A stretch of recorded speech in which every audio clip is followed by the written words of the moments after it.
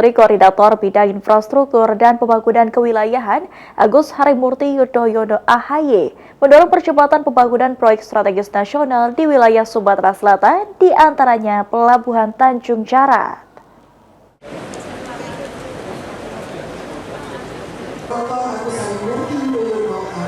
Menteri Koordinator Bidang Infrastruktur dan Pembangunan Kewilayahan Agus Harimurti Yudhoyono (AHY) dalam kunjungannya ke Palembang bertemu dengan Gubernur Sumatera Selatan Herman Deru membahas sejumlah pembangunan proyek strategis nasional di Provinsi Sumatera Selatan. Setidaknya ada beberapa proyek strategis nasional menjadi prioritas di Sumatera Selatan.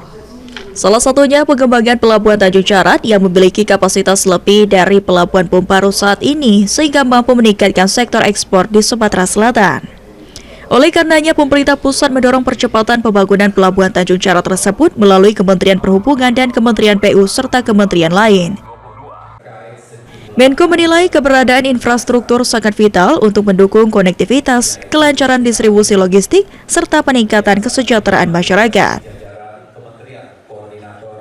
Koordinator bidang infrastruktur ini kan mengorkestrasi, mengkoordinasikan 5 kementerian teknis.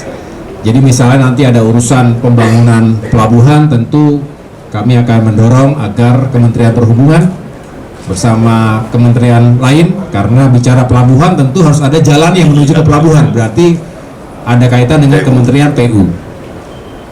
Lahannya bagaimana? Berarti ada Kementerian ATR yang juga harus meyakinkan bahwa lokasi tersebut clean and clear, tidak ada masalah.